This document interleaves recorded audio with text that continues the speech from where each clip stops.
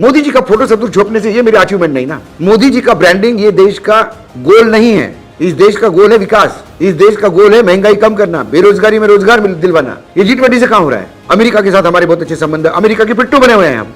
बिल्ली जब आंख बंद करके दूध पीती है तो उसको लगता है कि मुझे कोई नहीं देख रहा है। जब पिछवाड़े में जब डंडा पड़ता है तो उसको समझ में आता है कि मालिक ने दूध चोरी से पीते हुए मुझे देख लिया। हमारे प्रधानमंत्री का काम कुछ बिल्ली जैसा है। वो उनको लगता है कि उन्होंने छुपाया तो किसी को नहीं दिखता, लेकिन ये फ्री मीडिया है। आज सोशल मीडिया के द्वारा अमेरिका में क्या चल रहा है ये भारत के गांव में पता पड़ता है, भारत के गांव में क्या चल रहा है अमेरिका में पता पड़ता है। यदि 2014 से 2023 तक 9 साल लगे इस देश के प्रधानमंत्री को यह समझने में कि इंडिया की जगह भारत होना चाहिए, तो ऐसे मंद समझ वाले, मंद बुद्धि वाले प्रधानमंत्री का हम क्या करेंगे? आपको 10 साल लगे समझने में, ये तो आप पहले ही साल 2014 में ही कर सकते थे।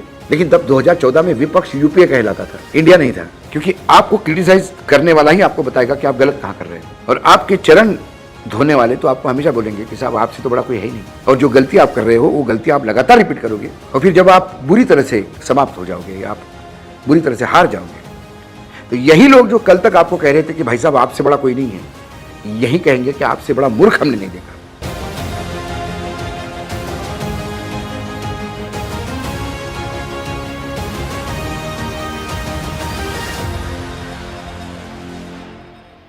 दोस्तों नमस्कार, स्वागत है देश नीति के खास कार्यक्रम वीकेंड विद वानखेड़े में।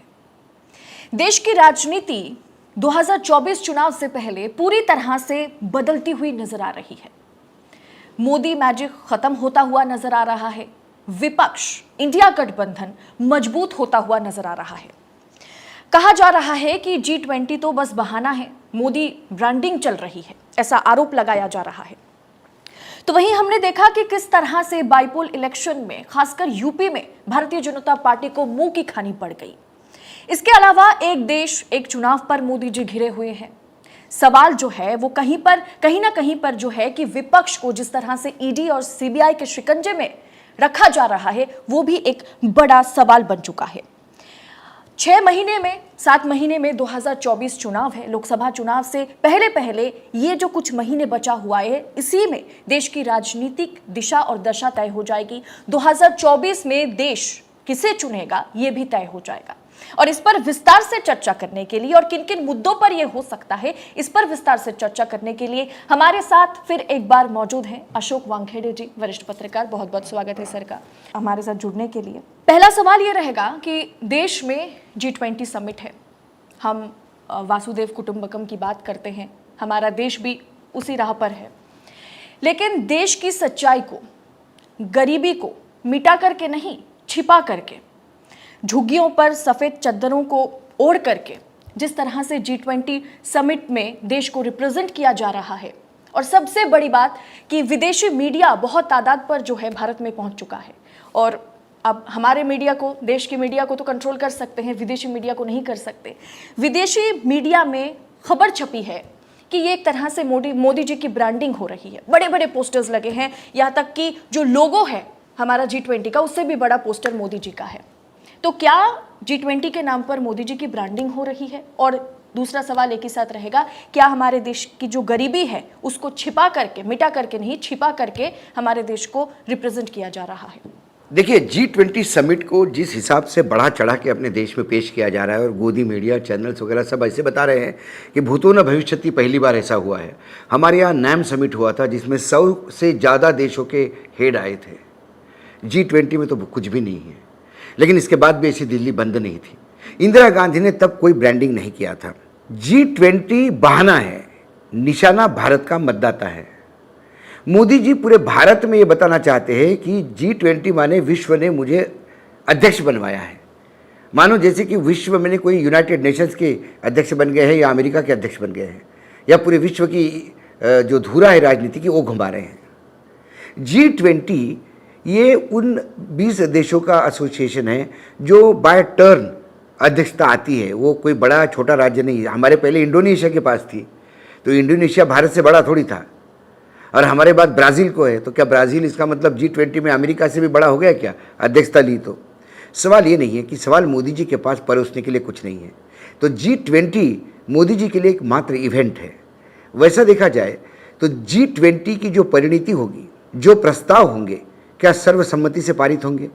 यदि सर्वसम्मति नहीं हुई तो आप मान लीजिएगा G20 के इतिहास में सबसे फेलियर G20 का अधिवेशन ये भारत का होगा, क्योंकि हर प्रस्ताव पे चाइना और रशिया ने ऑब्जेक्शन उठाए हैं और ये बार बार कंसेंसस की बात कर रहे हैं। दुर्भाग्य है, चाइना के प्रेसिडेंट नहीं आते, हमारे विदेश मंत्री बोलते उनके आने नहीं आने से कोई फर्क नहीं पड़ता, और अमेरिका के अध्यक्ष कहते कि ये दुर्भाग्य है कि वो नहीं आए। मतलब ये उनकी समझ है। चाइना के साथ हमारा प्रोटोकॉल इतना वाहियात हो गया है कि जब प्रधानमंत्री जोहान्सबर्ग में मिलते हैं जिनपिंग से, तो वहाँ पे वो कहते हैं कि भारत के प्रधानमंत्री मिलना चाहते थे, और भारत का विदेश मंत्रालय कहता कि नहीं नहीं, वो चाइना के प्रेसिडेंट मिलना चाहते थे। कौन मिलना चाहते थे इस पर ही क्लियरिटी नहीं, और इनकी मीटिंग भी हो गई और उसमें सकारात्मक बातें भी हो गई। कितना ढकोसला है। लोग चांदी और सोने के बर्तन में आप उनको खाना खिला रहे हो। क्या आपने देखा है इस देश के जनता के पत्तल में से दालें गायब हैं, तेल गायब है, सब्जियां गायब हो रही है। महंगाई की मार से 2 टाइम की रोटी मुश्किल हो गई है। नमक के साथ रोटी खाने के लिए मजबूर है इंसान।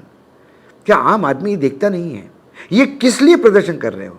जिस देश पे 200 लाख करोड़ का कर्जा है वो बता रहा है कि मैं सोने के थाली में परोस रहा हूँ।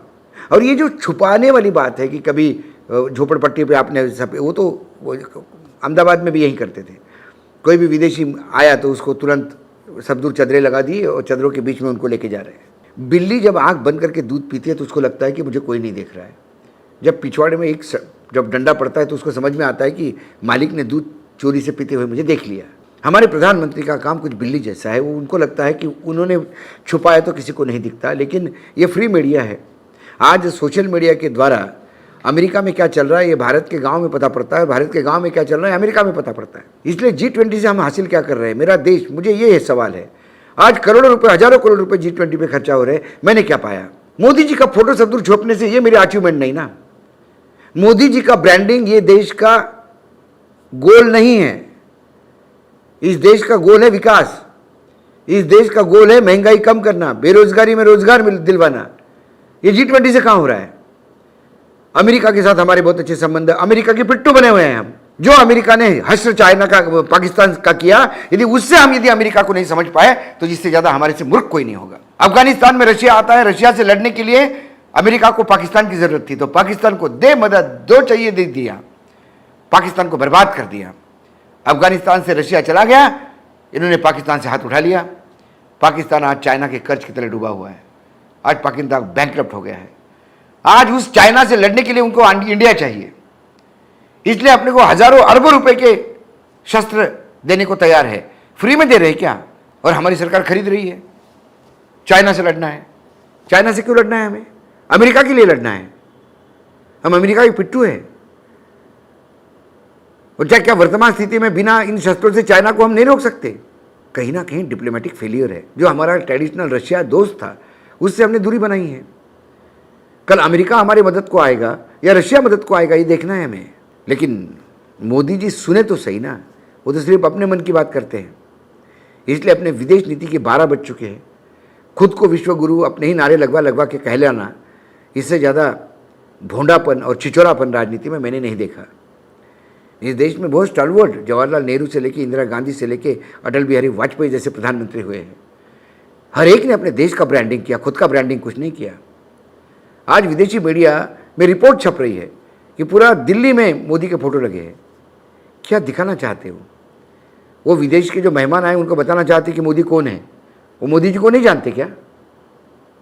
अजीब बात है। मुझे मतलब सुमित्रा महाजन इंदौर से चुनाव लड़ रही थी, उनके कोई बड़े पोस्टर लगे तो उन्होंने कहा कि अरे मैं इंदौर से 6 बार चुनाव जीत चुकी हूं, और क्यों फिर मेरे इतने बड़े फोटो लगा के दिखाते हो कि ये सुमित्रा जी है? इंदौर का बच्चा बच्चा मुझे जानता है। फोटो मत लगवाइए, जो किया है काम वो बताइए। और काम भी बताने की जरूरत नहीं है। यदि लोगों के लिए आपने कुछ किया तो लोग समझते। इस देश की जनता मूर्ख नहीं है। आपने कुछ किया तो लोगों को अनुभूति होती है। अरे अभी तक तो लोग सिर्फ आपके बातों में मतदान करते आ रहे हैं। आप लोगों को लॉलीपॉप देते रहे हैं और लोग मतदान करते आ रहे हैं। और 10 साल हो गए, अब लोग कह रहे हैं कि क्या हो रहा भाई? अब कब तक बातें सुनेंगे? आपके मन की बात सुनेंगे? हमारी मन की बात भी तो सुनिए। ना रोजगार दे पा रहे हैं, ना महंगाई कम कर पा रहे हैं। 100 दिनों में महंगाई कम करने वाली थी। कौन से 100 दिन भाई? एक दिन कितने महीनों का होता है इनका? ऐसे कई इश्यूज है। इसलिए G20 ये इवेंट करके सब दूर पब्लिश किया जा रहा है, लेकिन मुझे नहीं लगता कि G20 से भारत को कोई हासिल होने वाला है। मोदी जी जरूर आम आदमी को बताने का प्रयास करेंगे कि G20 में मेरी कितनी इज्जत हो गई। अब खुद ही पैसे देके खुद ही के गले में हाथ डालने वाले नेता भी बहुत देखे हमने, तो वो जनता का स्वागत नहीं होता है। क्या ये सरकार जो है वो संविधान को बदलना चाहती है? अब बाएं हाथ का खेल बन चुका है कि प्रेसिडेंट ऑफ इंडिया की जगह पर हम इंडिया को हटा करके भारत कर रहे हैं। क्या जरूरत है ये भारत बनाम इंडिया करने की? इंडिया, जब विरोधी पार्टियों ने अपना गठबंधन बना के इंडिया नाम दे दिया और उस इंडिया से इस आदमी को इतनी एलर्जी हो गई है कि जैसा आम आदमी पार्टी आप नाम हो गया पार्टी का, तो जब हम बात करते कि आम आदमी को भी सुनना चाहिए, इसका मतलब ये थोड़ी कि आम आदमी पार्टी को आम आदमी ने तय किया, इसका मतलब ये थोड़ी कि केजरीवाल ने तय किया। लेकिन ये मानने को ही तैयार नहीं। जब से इंडिया ये गठबंधन का नाम हो गया तब से ये बौखला गए हैं। ये पहले उनको गाली दे रहे थे कि ईस्ट इंडिया कंपनी हो गई, ये हो गया, वो हो गया। फिर किसी ने कहा कि भाई साहब आप ही ने बहुत जगह इंडिया यूज़ किया है, तो फिर बैकफुट पे आ गए। फिर कहा कि ये करप्शन वालों की टीम है, ये है, वो है। अब उनने कहा कि इंडिया नाम ही यूज़ नहीं करना है। यदि, मेरा सिंपल सा सवाल है, दूसरा मैं आम जनता का एक सवाल सबके सामने रखता हूँ। यदि 2014 से 2023 तक 9 साल लगे इस देश के प्रधानमंत्री को ये समझने में कि इंडिया की जगह भारत होना चाहिए, तो ऐसे मंद समझ वाले, मंद बुद्धि वाले प्रधानमंत्री का हम क्या करेंगे? आपको 10 साल लगे समझने में, ये तो आप पहले ही साल 2014 में ही कर सकते थे। लेकिन तब 2014 में विपक्ष यूपीए कहलाता था, इंडिया नहीं था। मात्र इंडिया विपक्ष के इंडिया नाम रखने से आप इतने डर गए, इतने बौखला गए कि आप संविधान में लिखे हुए शब्दों को भी नकारने लगे हैं। और फिर एक झुंड आती है, मतलब मुख्यमंत्री आसाम के, बताइए देश के मुख्यमंत्री भी कितने अनपढ़ और गंवार हैं। वो कहते हैं कि अंग्रेजों ने दिया नाम है ये। अरे कौन सा अंग्रेज? आप देखिए, जरा टटोलिए, जरा स्टडी करिए, रिसर्च करिए। ये ग्रीक शब्द है इंडस। सिंधु नदी को इंडस कहते थे और इंडस से इंडिया हो गया। और इंडिया इस शब्द का जिक्र ईसा पूर्व 440 साल पहले आता है। कोई पढ़े लिखे तो हो। अंग्रेजों ने दिया हुआ नाम, अंग्रेजों ने दिया हुआ नाम। गजब की नॉलेज है इन लोगों की, समझ के परे है। क्या इसी डर के चलते आज चंद्रबाबू नायडू की गिरफ्तारी हुई है और लाइन में शायद और भी विपक्षी नेता हैं? चंद्रबाबू की जो अरेस्ट हुई है वो सीआईडी ने की है, स्टेट गवर्नमेंट ने। वहाँ 2 राजनीतिक दल है, टीडीपी है चंद्रबाबू का और वाईएसआर रेड्डी कांग्रेस, वाईएसआर कांग्रेस जगन रेड्डी की। जगन रेड्डी बीजेपी के साथ खड़े हैं। तो चंद्रबाबू नायडू भी एनडीए का पार्ट बनना चाहते थे, लेकिन शायद बीजेपी ने जगन को तवज्जो दी।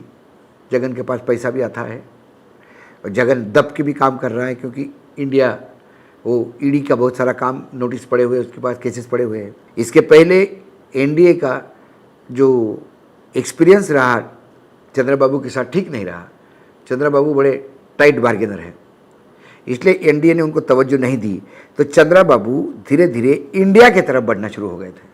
जैसे ही चंद्रबाबू ने एक कदम इंडिया की तरफ डाला, तुरंत जगनमोहन रेड्डी को ऊपर से आदेश गया होगा, अटका दो इसको, और सीआईडी ने उसको रात को अरेस्ट करते हुए उठा ली वो हाईकोर्ट। लेकिन अब क्या है, जब भी नेता अरेस्ट होता है तो उसका गुडविल बढ़ता है, वो बड़ा बन के आता है।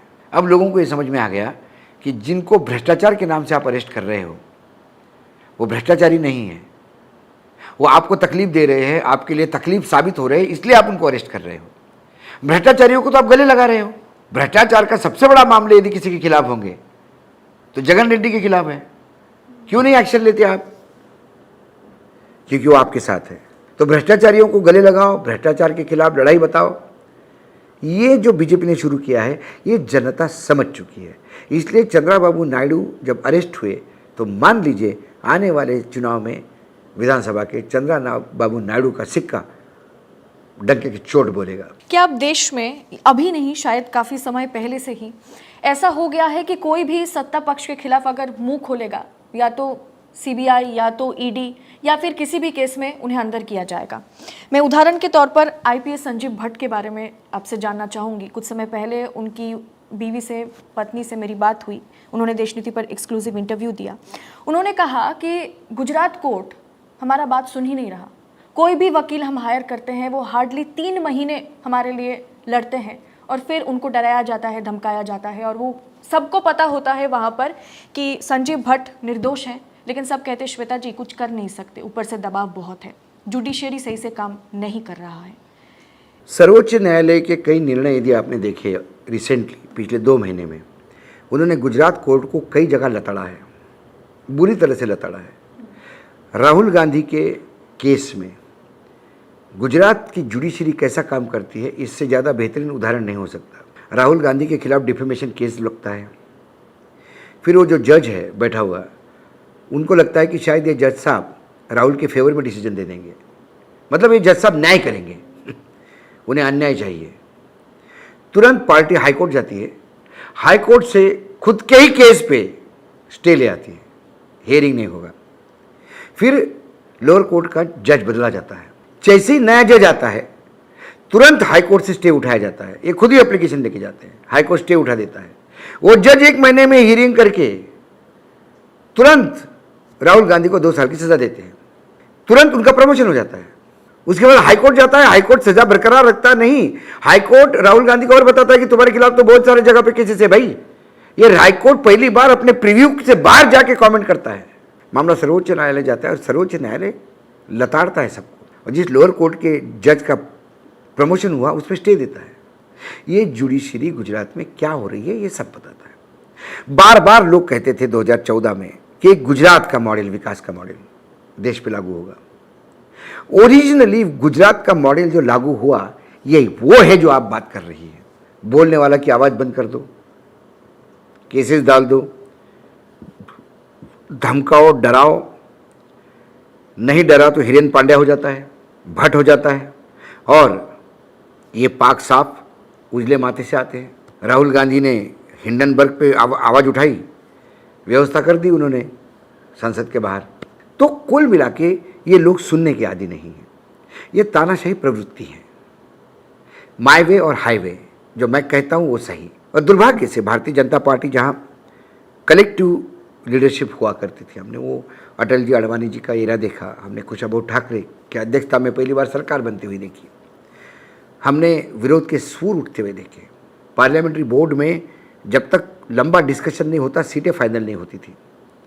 नेशनल एग्जीक्यूटिव में अपनी पार्टी कहाँ गलती करती है, मुझे याद है नेशनल एग्जीक्यूटिव नागपुर की सुषमा स्वराज ने सरकार को जो घेरा था अटल जी को, अभूतपूर्व भाषण सुषमा जी का, कहाँ गलतियाँ कर रहे हैं हम, वो आज सुनाई नहीं देता। आज पार्लियामेंट्री बोर्ड में तो शायद ही कोई गले से आवाज़ निकालता होगा। नेशनल एग्जीक्यूटिव में सिर्फ मोदी चालीसा पढ़ा जाता है, कोई सवाल नहीं उठाता, जो गलत हो रहा उस पर सवाल नहीं उठाता। 40% का कमीशन लिया जा रहा था कर्नाटक में, किसी ने सवाल नहीं उठाया, जनता ने रिजेक्ट कर दिया। 50 का टैग मध्य प्रदेश पे लगा हुआ है, वहाँ जनता रिजेक्ट कर रही है। सारे सर्वे रिपोर्ट सरकार के खिलाफ है। तो जब आप बोलने नहीं दोगे तो आपको फीडबैक भी नहीं आएगा। एक मराठी में कहावत है, हिंदी में तो मुझे याद नहीं आ रही है, निंदकाचे घर असावे शेजारी, यानी जो आपको क्रिटिसाइज करता है यदि उसका घर आपका पड़ोस में हो तो आपका आयुष्य जिंदगी बहुत सही चलती है, क्योंकि आपको क्रिटिसाइज करने वाला ही आपको बताएगा कि आप गलत कहाँ कर रहे हो। और आपके चरण धोने वाले तो आपको हमेशा बोलेंगे कि साहब आपसे तो बड़ा कोई है ही नहीं।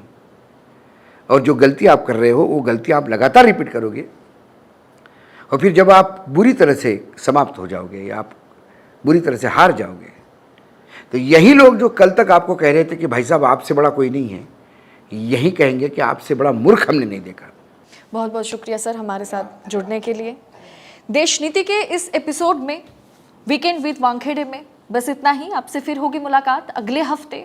तब तक के लिए जितना हो सके दोस्तों इस इंटरव्यू को आगे बढ़ाएं, शेयर करें, चैनल को शेयर करें। चैनल को अगर सब्सक्राइब नहीं किया है तो सब्सक्राइब करें और आजाद मीडिया को, देश नीति को अपना भरपूर सपोर्ट दें। बहुत बहुत शुक्रिया। जय हिंद, जय भारत। आपका एक सब्सक्राइब हमारे लिए महत्वपूर्ण है। देश नीति को अभी सब्सक्राइब करें और बेल आइकन को दबाना ना भूलें।